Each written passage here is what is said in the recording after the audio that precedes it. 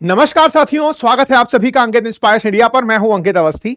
जैसा कि मैंने आप सभी से कमिटमेंट किया हुआ था कि जैसे ही मोदी जी की ट्रंप से बातचीत होती है, उनके जो मेजर टेक अवेज होंगे वो हम आपके साथ डिस्कशन में जरूर लेकर आएंगे। मेजर टेक अवेज जितने भी हैं उनको हमने आज के इस सेशन में कवर किया है, लेकिन उनमें से जो सबसे ज्यादा हेडलाइंस बनी है वो दो तीन ही बातें हैं। जैसे अमेरिका ने भारत को F-35 देने का वादा किया है, वहीं दूसरी ओर बांग्लादेश के मसले पे भारत से कहा है कि आप खुद ही निपट लेना। तीसरा, प्रधानमंत्री की तारीफ में कहा है कि ये मोल भाव बढ़िया अच्छे से करते हैं, यानी नेगोशिएटर बढ़िया हैं। और मोदी जी से मिलते हुए कहा कि हम आपको बड़ा मिस कर रहे थे। ये कुछ ऐसी बातें थी जो हेडलाइंस बनी हैं। इन्हीं हेडलाइंस को आज हम अपने सेशन में समेटते हुए पूरी जानकारी आपको देने जा रहे हैं। लेकिन इसमें शुरू करें उससे पहले आपको एक बात पहले ही बता दें, तब जाकर इस सेशन को आप सुनिएगा। बात यह है, ट्रंप एक बहुत बड़े वाले व्यापारी हैं। यह सबको बेहतर तरीके से पता हो तभी इस सेशन को सुनिएगा। हर जगह दिमाग यही लगाइएगा कि एक व्यापारी ने व्यापार के लिए बातें की हैं। दूसरी तरफ ट्रंप के साथ खड़े हैं एलन मस्क। एलन मस्क उनसे भी बड़े वाले व्यापारी हैं, यानी वो व्यक्ति है जो संभवतः ट्रंप के साथ तो संभव है 2 बार के अलावा वो राष्ट्रपति रह नहीं पाएंगे। तो आने वाले समय पर ट्रंप की पार्टी के द्वारा हो सकता है उन्हें ही, रिपब्लिकन्स के द्वारा उन्हें प्रेसिडेंट कैंडिडेट खड़ा किया जाए। वो और बड़े वाले व्यापारी आदमी हैं, ठीक है। मोदी जी खुद गुजरात से बिलोंग करते हैं, जो कि व्यापार कैपिटल ऑफ इंडिया कही जा सकती है, क्योंकि यहां से अधिकांश लोग व्यापार को ही समझते हैं। तो व्यापार की बातें ढंग से समझ पा रहे हैं, व्यापारी और व्यापारी एक दूसरे को समझ पा रहे हैं। तो ट्रंप मोदी जी को इसी कारण से एक बढ़िया नेगोशिएटर यानी मोल भाव करने वाला कह रहे हैं। अब मोदी जी ने ऐसा क्या नेगोशिएट कर लिया, यह तो आने वाला समय बताएगा। फिलहाल के लिए अब तक जो घटनाएं घटी हैं वो मैं आपके सामने लिए चल रहा हूं, ठीक है। दिमाग में लेकर चलना कि बात अल्टीमेटली इस दुनिया में पैसे की ही है। बाकी सब किसने किसका क्या सम्मान किया, किसने किससे हाथ मिलाया, किसने किसकी कुर्सी खींची, ये सब सेकेंडरी बातें हैं। ये मनोरंजन की बातें हैं। खेला पूरा पैसे पर टिका है, दुनिया पूरे व्यापार पर केंद्र कर रही है। चलिए तो हम आगे बढ़ते हैं। तो देखिए साहब, प्रधानमंत्री मोदी और ट्रंप की मुलाकात होती है। ट्रंप को अभी सरकार में आए हुए 20 जनवरी को ये सत्ता में शपथ लेकर पहुंचे हैं। 14 फरवरी के दिन आप सेशन सुन रहे हैं। लगभग 24 दिन बीते हैं और इसी पहले महीने के अंदर प्रधानमंत्री नरेंद्र मोदी व्हाइट हाउस में पहुंच जाते हैं। दोनों के बीच 2 प्रकार की प्रेस कॉन्फ्रेंस होती हैं। एक जिसमें दोनों बैठे हुए हैं, सामने पत्रकार बैठे हैं, व्हाइट हाउस का नजारा है। और एक वो जिसमें कि प्रेसिडेंट्स हाउस का जो प्रेस कॉन्फ्रेंस रूम है, वहां जाकर दोनों खड़े होकर के पत्रकारों के सवाल के जवाब दे रहे हैं। कुछ प्रमुख मुद्दे भी रहे और उसके अलावा कुछ ऐसे मुद्दे भी रहे जो भारत के लिए डिप्लोमेटिकली मायने रखते हैं। उन सब की चर्चाएं यहां पर हुई। चर्चाओं में F-35 का जोर शोर से चर्चाएं हुई। निकल कर आया कि यह आने वाले समय के अंदर अमेरिका भारत को F-35 देने का विचार कर रहा है। F-35 क्या है, डिटेल में जानेंगे, सारी बातों को खुल करके एक एक के ऊपर विस्तार पूर्वक चर्चा करेंगे। दोनों ने 2 बार मीडिया का सामना किया। जिसमें सबसे ज्यादा तालियां बटोरी वो घटना क्या रही, 2 दिन पहले ही मैंने एक सेशन किया था जब नेतन्याहू गए हुए थे अमेरिका, और नेतन्याहू के जाने पर ट्रंप ने उनके लिए कुर्सी सरकाई थी। जिसके बाद ट्रोलर्स ने कहा था, देखो कि नेतन्याहू को इतनी इज्जत ट्रंप दे रहे हैं, इस बार इन्होंने मोदी जी के लिए भी कुर्सी का एडजस्टमेंट किया। यह भी एक बड़ी खबर बनकर के यहां पर निकल कर आई। आपको याद होगा कि प्रधानमंत्री फ्रांस की यात्रा से जब निकले थे, तब मैक्रॉन इन्हें ड्रॉप करने के लिए एयरपोर्ट तक आए थे। आप यहां से निकलते हैं, अमेरिका पहुंचते हैं। अमेरिका में आपका भव्य स्वागत होता है, आप यहां पर पहुंचते हैं और पहुंचते ही यहां पर तुलसी गैबार्ड से मिलते हैं। अभी तुलसी गैबार्ड कौन है? ये डायरेक्टर ऑफ नेशनल इंटेलिजेंस हैं, भारतीय मूल की हैं, इसलिए इनसे मुलाकात होना और ज्यादा इंडियन डायस्पोरा में पॉजिटिविटी देता है। दोनों ही देश बैठ करके इंडिया यूएसए फ्रेंडशिप पर बात करते हैं।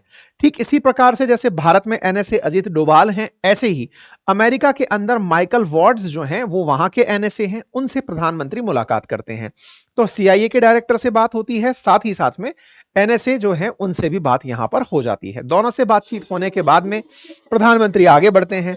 इलॉन मस्क अपने परिवार के साथ मिलने पहुंचते हैं। परिवार में बच्चे सबका ध्यान आकर्षण कर रहे थे, यानी कि बच्चों को लेकर के इलॉन मस्क प्रधानमंत्री से मुलाकात के लिए पहुंचे। तस्वीरें बाहर आई जिसमें बच्चे भी यहां पर मीटिंग के पार्टिसिपेट करते हुए दिखाई दिए। प्रधानमंत्री ने अपने स्तर पर बच्चों को भेंट दी, वहीं पर इलॉन मस्क अमेरिका को रिप्रेजेंट करते हुए, डोजी डिपार्टमेंट को रिप्रेजेंट करते हुए यहां पर बैठे हुए थे और बैठ करके प्रधानमंत्री से यहां पर बातचीत हुई। इसी बीच में इलॉन मस्क ने इन्हें एक गिफ्ट भेंट किया। वो जो गिफ्ट था वो आपके सामने तस्वीरों में कुछ यहां दिखाई दे रहा है। ये गिफ्ट क्या है? गिफ्ट कहा गया है कि जो स्टारशिप भेजते हैं इलॉन मस्क अंतरिक्ष में, स्टारशिप जो इनका सबसे हैवी वेट एक रॉकेट है जिसको कि अंतरिक्ष में दूसरे इंटरप्लेनर मिशन के लिए भेजा जाता है, उसके शीट पर ऊपर लगा हुआ, शील्ड पर लगा हुआ मटेरियल है जो कितनी भी हीट आ जाए और वो पिघलता नहीं है। वो इन्होंने सैंपल के रूप में इन्हें भेंट किया। तो लोगों के मन में कयास लगने लगे कि भविष्य में हो सकता है कि इसरो या फिर इंडिया स्टार लिंक के साथ मिलकर, इनकी कंपनी के साथ मिलकर के जो प्लेनरी इंटरप्लेनरी जो एक्सप्लोरेशंस हैं उसमें सहयोग ले सकते हैं या दे सकते हैं। ठीक है साहब, यह मुलाकात होती है। इसके बाद में विवेक रामास्वामी जो कि प्रेसिडेंशियल कैंडिडेट के पद पर खड़े हुए थे, कंटेस्ट करने के लिए चुनाव में खड़े हुए थे लेकिन बाद में बैठ गए थे, ट्रंप ने उन्हें अपने साथ फिलहाल रखा हुआ है पार्टी में, तो उनसे विवेक रामास्वामी से भी प्रधानमंत्री की मुलाकात होती है। ये सारी मुलाकातों की तस्वीरें आती हैं। इसके बाद प्रधानमंत्री पहुंचते हैं व्हाइट हाउस। यहां पर इनके पहुंचने के कुछ नजारे आपके सामने हैं। प्रधानमंत्री को गेट पर रिसीव करने ऑफिस से एक मोहतरमा आती हैं। वो यहां से इन्हें रिसीव करके अंदर लेकर जाती हैं। जब ये अंदर लेकर जाती हैं तो अंदर मिलते हैं ट्रंप। ट्रंप बड़े ही गर्मजोशी से मिलते हैं और जो बात आती है वो वी मिस्ड यू अलॉट, ये शब्द ही केवल मीडिया को बाहर निकाल कर दिए गए। बाकी सब पर एकदम डीप साइलेंस था क्योंकि जो बातें औरों से हो रही थी, कौन क्या करता है, वो बातें बाहर नहीं निकाली गई। ठीक इसी तरह से प्रधानमंत्री अमेरिकी डिपार्टमेंट के लोगों से मुलाकात की है, ऐसे ही भारत ने भी अपनी तरफ से लोगों को मिलवा दिया। ठीक है, अब इस बीच में शब्द निकल करके आया कि प्रधानमंत्री मोदी टफ नेगोशिएटर हैं। ट्रंप से यह पूछा गया, ट्रंप ने इसका क्या जवाब दिया हम चर्चा करेंगे। साथ ही साथ में यहां पर आप देखते हैं कि ट्रंप किस प्रकार से भारत के जो राजनयिक हैं, जो यहां पर अपने विदेश मंत्री हैं, एनएसए हैं, विदेश सचिव हैं, उन सबसे मुलाकात करते हुए यहां पर दिखाई दे रहे हैं। इसमें वो तस्वीर है जहां पर प्रधानमंत्री से साइन दस्तखत करवाए जाते हैं। जब भी कोई विदेशी प्रधानमंत्री या राष्ट्रपति जाता है तो व्हाइट हाउस में उनसे उनके यादगार क्षण लिखवाए जाते हैं और इस प्रकार से ट्रंप आउट ऑफ जेस्चर इस कुर्सी को पीछे खींचते दिखते हैं, कि उनकी कुर्सी को एडजस्ट करते दिखते हैं। जब नेतन्याहू की कुर्सी को इस तरह से सरकाया था या हेल्प की थी बैठने में, तो लोगों ने कहा था कि नेतन्याहू के लिए इतना क्यों कर रहे हैं। अब लोगों ने कहा कि प्रधानमंत्री के लिए भी तो कर रहे हैं, आप यहां पर देखें तो ये शायद इनके काइंड जेस्चर में शामिल की जाने वाली चीज हो। ठीक है साहब, प्रधानमंत्री की जो मुलाकात हुई, प्रधानमंत्री ने अपनी तरफ से यह बात यहां पर बोली मीडिया के सामने कि भाई हमने आपको यहां देख करके बड़ी खुशी हुई है, आप यहां पर आए हैं। राष्ट्रपति के सामने ये बातें बोली। ट्रंप ने प्रधानमंत्री को एक एल्बम भेंट किया। वो एल्बम कुछ इस प्रकार से था। इस एल्बम में प्रधानमंत्री की अब तक अमेरिका में जितनी भी यात्राएं हुई हैं, उन यात्राओं से संबंधित जो भी तस्वीरें हैं वो सौंपी गई, जिसमें यह लिखा हुआ है कि mister prime minister you are great, और ट्रंप के हस्ताक्षर के साथ। कुछ इस प्रकार से इस एल्बम के भीतर की तस्वीरें हैं जहां पर ट्रंप और प्रधानमंत्री ने एक साथ स्टेजेस साझा की हों या फिर ट्रंप की भारत से जुड़ी हुई यात्राएं हों। ये सारी तस्वीरें इस एल्बम के अंदर संजोकर दी गई। ठीक है, फिर चीजें और आगे बढ़ती हैं। ट्रंप और मोदी जी के बीच में फिर मीडिया के बीच की चर्चाएं होती हैं। चर्चाओं में पहली चर्चा ऑयल के बारे में निकल आती है। ऑयल के बारे में क्यों? जैसा कि आप सभी जानते हैं कि भारत रूस से ऑयल इंपोर्ट कर रहा है और ऐसे में दुनिया भर को सस्ता तेल इसलिए मिल पा रहा है क्योंकि हमको रूस सस्ता तेल दे रहा है। भारत बड़ा बड़ा कंज्यूमर है, ऐसे में कंज्यूमर ज्यादा बड़ा होने के चलते सस्ता तेल मिलने के कारण दुनिया को भी तेल सस्ता मिल रहा है, क्योंकि और महंगा तेल खरीद बेचने के लिए कोई बच नहीं रहा। ऐसे में चाइना, भारत, ये दोनों की दोनों रशिया से सस्ता तेल खरीद रहे हैं। ट्रंप, याद रखिएगा मैंने बार बार कहा है कि ये एक बड़े वाले व्यापारी हैं। इन्होंने इसी चीज पर नजर लगाई। नजर लगाते ही क्या कहा कि भाई अब ऑयल आप हम लोगों से खरीदिएगा। क्या भारत अमेरिका से ऑयल खरीदता है? क्या अमेरिका के पास वाकई में ऑयल है? तो मैं आपको बता दूं, अमेरिका के पास दुनिया का सबसे ज्यादा ऑयल प्रोड्यूस होता है। आप सऊदी अरेबिया, इनका नाम वगैरह सुनते हैं। सऊदी अरेबिया से ज्यादा रशिया, रशिया से ज्यादा America crude oil per day produce करता है। अब आप पूछेंगे तो प्रोड्यूस करता है तो ये क्या करना चाहते हैं? अब ये चाहते हैं जैसे आप रूस से तेल परचेज करते हैं ऐसे हमसे तेल परचेज करिए। अब आप इस बात को ध्यान से समझिएगा, एक व्यापारी के नजरिए से समझिएगा। ये कुल भारत का ऑयल इंपोर्ट है जो हम करते हैं, ऑयल इंपोर्ट में मेजर एरिया लगभग 40% हम रशिया से करते हैं और लगभग 7% हम अमेरिका से करते हैं। अमेरिका चाहता है कि आप लोग हमसे भी तेल खरीदिए और इसे बड़ा स्पेस बनाइए। ऐसा ये क्यों कहते हैं? क्योंकि अल्टीमेटली अमेरिका पैसा कमाना चाहता है। ट्रंप केवल और केवल व्यापार करने के लिए राष्ट्रपति बने हैं और व्यापारियों ने उन्हें अपने लीडर के रूप में स्वीकार किया है कि आप आओ और अमेरिका के लिए पैसे कमाओ। तब एक इंटरेस्टिंग बात और मैं याद दिलाता हूं आपको, यदि याद हो तो इलेक्शंस के समय जैसे ही चुनाव जीते ये, इन्होंने अपने पहले एग्जीक्यूटिव ऑर्डर्स में जो साइन किए, हस्ताक्षर किए, उनमें से पेरिस क्लाइमेट डील से बाहर निकलना पहला स्टेप था और इलेक्ट्रिक व्हीकल्स की डील से बाहर निकलना भी उसके अंदर शामिल था। मतलब ट्रंप साफ कह रहे हैं कि पर्यावरण की चिंता अमेरिका नहीं करेगा। हम जबरदस्ती किसी के ऊपर ग्रीन हाउस ये क्लाइमेट चेंज का दबाव नहीं लाएंगे। हम नहीं कहेंगे कि साहब गर्मी बढ़ रही है, ग्लोबल वार्मिंग बढ़ रही है। हम पैसे वाले लोग हैं, हम अमीर लोग हैं, हम सेटल कर लेंगे, हम ऊपर जाकर के ग्रीनलैंड पर कब्जा कर लेंगे, हमारी हेडेक छोड़ो। फिलहाल के लिए दुनिया वालों हमसे तेल खरीदो, तेल खरीदकर अमेरिका को ग्रेट बनाओ, पहले हम पर पैसा पहुंचाओ, उसके बाद बाकी हैंडल होगा। तो व्यापारी ने पहली बात क्या करी कि तेल भारत हमसे खरीदे। और साथ ही साथ चाइना को ध्यान में रखते हुए भी कुछ बातें कही गई। चाइना को ध्यान में रखते हुए क्या बातें की गई उसके बारे में भी जानते हैं। इन्होंने कहा कि आने वाले समय के अंदर, ये बातें हैं सारी की सारी, वो मैं नहीं सुना पाऊंगा क्योंकि फिर वो रिदम ब्रेक होगा। तो इन्होंने एक बात और कही अपनी तरफ से कि भाई हम लोग जो है ना, आने वाले समय में बांग्लादेश को लेकर के सारा मसला प्रधानमंत्री मोदी पर छोड़ते हैं।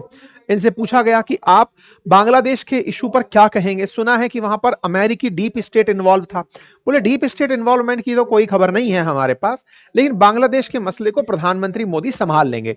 यानी एक प्रकार से बांग्लादेश को अब भारत के हवाले छोड़ दिया गया है। कहा गया है कि आप देख लेना भाई कि उसमें क्या कर सकते हो। इसका मतलब बाइडेन के एडमिनिस्ट्रेशन के समय जिस प्रकार से शेख हसीना को बाहर निकाला गया और मोहम्मद यूनुस वहां पर कार्यकारी एडवाइजर बनकर बैठ गए, अब फिलहाल के लिए ट्रंप की तरफ से प्रधानमंत्री मोदी को ग्रीन सिग्नल दिया गया है, बांग्लादेश देख लेना, आप ही लोग हैंडल कर लेना। मतलब बांग्लादेश के बारे में कहा कि बाइडेन प्रशासन के दौरान कैसे अमेरिका का डीप स्टेट वहां काम कर रहा था।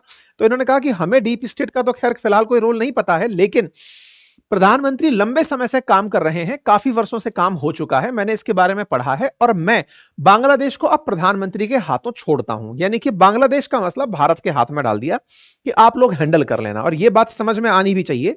यह मैंने कईयों बार आपको पुराने सेशंस में बताई और कहा है कि ट्रंप ने आते ही शेख हसीना का साथ देना शुरू कर दिया है। शेख हसीना ने भी बांग्लादेश में रिवाइवल शुरू कर दिया है। समझ में बांग्लादेश के लोगों को भी आ गया है। बांग्लादेश वालों ने अडानी से फिर से बिजली खरीदना शुरू कर दिया है। कुल मिलाकर के फिर से सारा सिस्टम चलना शुरू हो गया है और ये सारा की सारा मामला पीछे की तरफ सिरकेगा। ठीक है साहब। खैर, अब ये बात निकल कर आई और इस विषय के ऊपर फिर मिस्त्री साहब से भी पूछा गया कि साहब क्या क्या बातचीत हुई, तो इन्होंने अपनी तरफ से ब्रीफिंग इस बात पर दी। कुल मिलाकर बात यह है कि अब इनकी ज्यादा चलने वाली नहीं है और आने वाले समय के अंदर भारत फिर से बांग्लादेश के लिए एक महत्वपूर्ण देश और पड़ोसी बनकर सिद्ध होगा। आगे बढ़ते हैं। रशिया यूक्रेन का जब मामला आया तो इस मामले पर प्रधानमंत्री ने फिर से ट्रंप के सामने एक ही बात कही कि देखो साहब, मैंने पहले भी कहा था, पुतिन जी के सामने भी बैठकर कहा था। क्या कहा था कि प्रेसिडेंट पुतिन, यह समय इस वॉर का नहीं है, युद्ध का समय नहीं है। मैं आपके उन प्रयासों की सराहना करता हूं जब आपने जेलेंस्की और पुतिन को कॉल करके कहा कि लड़ो मत। हमारा भी एक पक्ष है, हमारा पक्ष शांति का पक्ष है और हम ये मानते हैं कि किन्हीं भी दो देशों के बीच में मसले टेबल पर बैठकर नेगोशिएट करके ही रिजॉल्व किए जा सकते हैं, ऐसे रिजॉल्व नहीं होते हैं। हमने अपनी तरफ से ये बातें रखी, भारत ने अपनी तरफ से ये बात रखी। इसके बाद में फिर ट्रंप की बारी आती है। ट्रंप बोलते हैं कि हम F-35 stealth fighter jet Bharat को देना चाहते हैं। इन्होंने कहा इस साल ही अब भारत के साथ अपनी मिलिट्री सेल्स को काफी ज्यादा बढ़ाने के बारे में बात कर रहे हैं। इसके ऊपर अब भारत को F-35 स्टेल्थ फाइटर जेट देंगे। अब फिर से इस बात को ऐड करिएगा, मैंने आपसे पहले भी कहा था, फिर से दिमाग जोड़िए। सेशन की शुरुआत में कहा था ये व्यापारी आदमी है, व्यापारी आदमी है, इसे पता है कि F-35 बेचा जा सकता है, बढ़िया पैसा कमाया जा सकता है। खेला सारा व्यापार का है जी, पैसा कमाने का है। F-35 क्या है? दुनिया के सबसे उन्नत 5वीं पीढ़ी के युद्धक विमानों में काउंट किया जाने वाला विमान है F-35। F-35 ही है जिसे अमेरिका भारत को पहले देने से इनकार कर रहा था। क्यों कर रहा था? क्योंकि उसे यह लगता था कि अगर हमने रूस से S-400 लिया हुआ है तो F-35 हमसे तब देंगे हम तुम्हें जब आप S-400 की डील कैंसिल करोगे। भारत ने S-400 की डील कैंसिल नहीं की, हमने उधर से S-400 रूस से ले लिया। अब ये कह रहे हैं कि अब हम आपको F-35 देने को तैयार है। पिछली बार जब ट्रंप थे ना, तो इन्होंने हमें F-35 देने से इनकार कर दिया था। अब आप कहेंगे कि ये तो बहुत बड़ी विजय हो गई हमारी। हाँ, इसको आप विजय के रूप में काउंट कर सकते हैं, लेकिन मेरी नजर में ये एक व्यापार है। व्यापार कैसा? थोड़ा सा पहले F-35 के बारे में जान लो, फिर आपको ये व्यापार भी समझ में आने लगेगा। 5वीं पीढ़ी का सबसे उन्नत फाइटर जेट है। आप कीमत जान जाएंगे तो चौंक जाएंगे। $110 मिलियन का ये पड़ता है। $110 मिलियन कितना होता है? लगभग 8700 करोड़ रुपए का $1 बिलियन होता है। $1 बिलियन का लगभग 9वां हिस्सा आप पकड़ लीजिए। मतलब लगभग ये एक ही विमान 900 करोड़ रुपए से ऊपर का है। 900 करोड़ रुपए से ऊपर का एक फाइटर जेट होना, ये अमेरिका के लिए बेचने का एक बड़ा सौदा है। ये ऐसे समझिए कि लोग गाड़ियां खरीदते हैं और देश फाइटर जेट खरीदते हैं। ये फाइटर जेट जो आपके सामने दिखाई दे रहा है, ये एडवांस फाइटर जेट इसलिए माना गया कि दुनिया वाले इसे रडार से नहीं पकड़ पाते। स्टेल्थ टेक्नोलॉजी लगी है, यानी कि इसका एक ऐसा मटेरियल इस पर यूज हुआ है कि रडार की तरफ से जो रेडियो वेव्स निकलती हैं वो इसे पकड़ नहीं पाती। एक तो तेज निकल जाता है और दूसरा रडार कैप्चर नहीं कर पाता। इसका मतलब अगर इस फाइटर जेट के साथ भारत जाकर पाकिस्तान में बम गोले गिराता है, तो गिराने के तक भी उनको पता नहीं चलेगा। बम गोले गिरा दिए, वापस आ गए, उनको एहसास भी नहीं होगा कि कोई दूसरा देश बम फोड़ के गया है। वो उसे प्राकृतिक आपदा ही मानेंगे कि हो सकता है कि कुछ ऊपर से ही हो गया हो, किसी ने कुछ नहीं किया है। ठीक है, तो F-35 फाइटर जेट होना ये अपने आप में एक बड़ी बात है। चलिए साहब, बहुत ही बड़ी बात है ये तो। अब F-35 के अंदर स्टेल्थ टेक्नोलॉजी है, सुपरसोनिक स्पीड है, मल्टी रोल क्षमता है, सब कुछ ही बढ़िया है। तो चैलेंज क्या है? चैलेंज क्या है वो समझो। देखो, इंडिया में इस समय बेंगलोर के अंदर एरो इंडिया शो चल रहा है। उस एरो इंडिया शो 2025 का याला लंकाजर के जो मतलब बेंगलोर में अपनी जगह है, एयरफोर्स स्टेशन है, वहां पर दुनिया भर के फाइटर जेट्स अपनी डेमो देने आए हुए हैं। और उन डेमो में हमने ये सेशन किया था, ट्विटर पे ट्वीट भी किया था, आपने देखा हो। हमने बताया था कि बेंगलोर के अंदर एरो इंडिया 25 चल रहा है, जिसमें रूस का सुखोई 57 और अमेरिका का F-35 दोनों ही भारत के सामने आए थे बिकने कि साहब आप हमें खरीदें, हम आपके सामने बिकने के लिए तैयार हैं। भारत ने 4.5 जनरेशन का, 4.5 जनरेशन का राफेल ऑलरेडी फ्रांस से परचेज किया हुआ है। फ्रांस के पास अभी प्रधानमंत्री गए थे तो 26 राफेल की और बात हो गई, तो उस पर भी नेगोशिएशन चल रहा है। तो दुनिया वालों को पता है कि भारत एक अच्छा क्रेता है, खरीदार अच्छा है। खरीदार अच्छा है तो इनको कोई कह रहा है राफेल बेच दो, कोई कह रहा है F-35 बेच दो, कोई कह रहा है सुखोई F-57 बेच दो। तो सुखोई 57 बेच दो, F-35 बेच दो, राफेल M बेच दो, सब हमको ही बेचने में टिके हैं। क्यों? क्योंकि एक यूनिट ही सोचिए ना। अच्छा, सबसे इंटरेस्टिंग बात क्या है, आप एक लोगे नहीं कि लाओ भाई एक F-35 दे दो, पागल थोड़ी हो। F-35 एक दे दो, ये सब एक पूरा बेढ़ा बनाना पड़ेगा आपको। 10, 15, 20, जैसे 36 आपने राफेल ले रखे हैं, फिर 26 लेना चाह रहे हो, 50, 60 लोगे। अब 60 अगर राफेल ले रहे हो और एक ही 900 करोड़ रुपए का है, लगभग 1000 करोड़ रुपए के आसपास आपको लैंडिंग हो रही है, उसकी ऑन रोड लैंडिंग हो रही है, तो आप सोचकर देखो कि $6 बिलियन का सीधा सीधा आपने सौदा कर लिया। यही खेला है असल में दुनिया वाले जो भारत के साथ खेलते हैं। हमसे कहेंगे कि तुम सब्जियां बेच दो, तुम हमको ये बेच दो।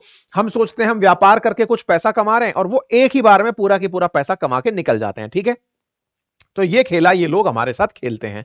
मैंने कहा ना, व्यापारी आदमी है, तो व्यापारी ने यही काम किया। 2021 में भी ये बात हुई थी, लेकिन वो उस समय एग्जीक्यूट नहीं हो पाई थी।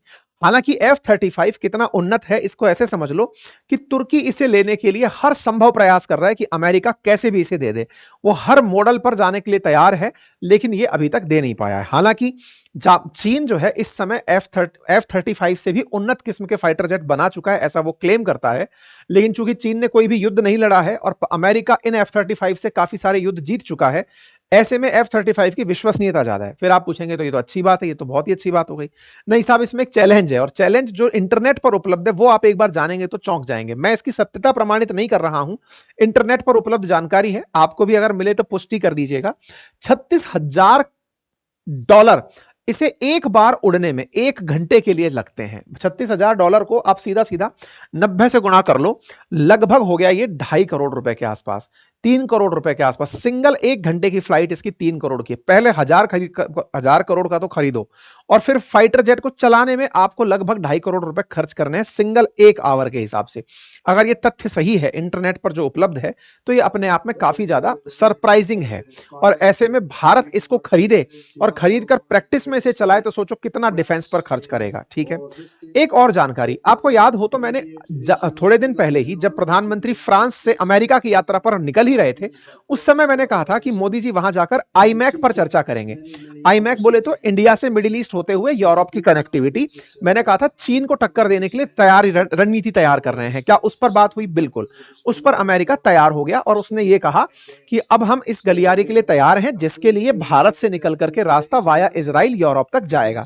ये कहते हुए सुनाई भी दे रहे हैं। ठीक है, आईमैक पर मैंने 2 दिन पहले ही सेशन किया था, आपने देखा हो तो आप इसे देख सकते हैं। 12 फरवरी को मैंने सेशन किया है। मैंने बताया है कि किस तरह से जो रास्ता बीआरआई का निकला हुआ है, बेल्ट एंड रोड इनिशिएटिव का निकला हुआ है, उसका सब्स्टिट्यूट भारत ने पेश किया है जिसमें अडानी को फायदा हो सकता है। अडानी को फायदे के लिए हमने बताया था इजराइल का हाइफा पोर्ट जिसके माध्यम से उनका फायदा हो सकता है। खैर एनीवे, इसमें बहुतों का बहुत कुछ स्टेक लगा होगा, इसके लिए ये लोग तैयार हो गए। ये जानकारी भी मैंने आपको 2 दिन पहले दे दी थी कि प्रधानमंत्री वहां जाएंगे, इस बात को जरूर रखेंगे और उस पर मतलब ट्रंप एग्री कर गए हैं। ठीक है, और क्या कहा साहब?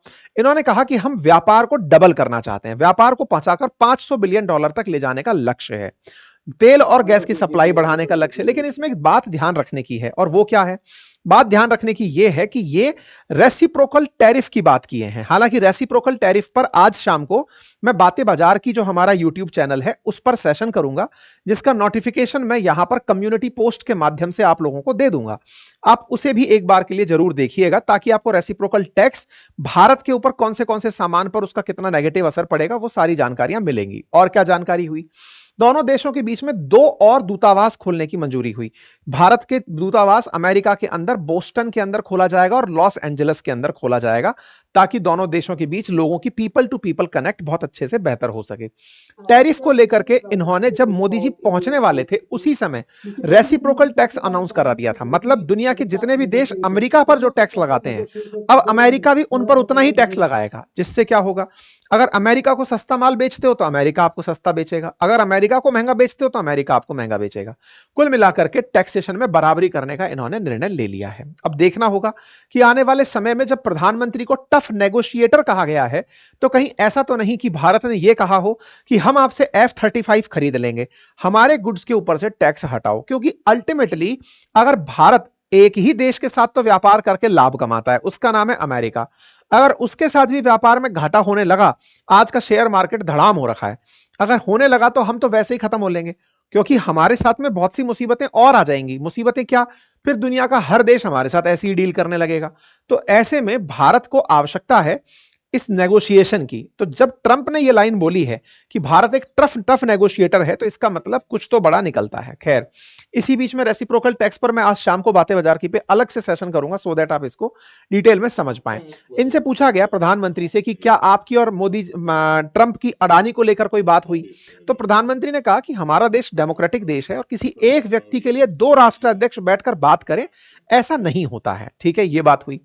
इसके साथ साथ ही जब इनसे पूछा गया तो ट्रंप ने अपनी तरफ से कहा कि जब भारत पर जो मुंबई में बम धमाके हुए थे उसका जो मुख्य आरोपी था जिसने हेडली को सारा सामान व्यवस्थित करके दिया था, राणा, उस राणा को, उसका नाम था तहावुर हुसैन राणा, उसको हमने भारत को प्रत्यर्पित करने का निर्णय ले लिया है।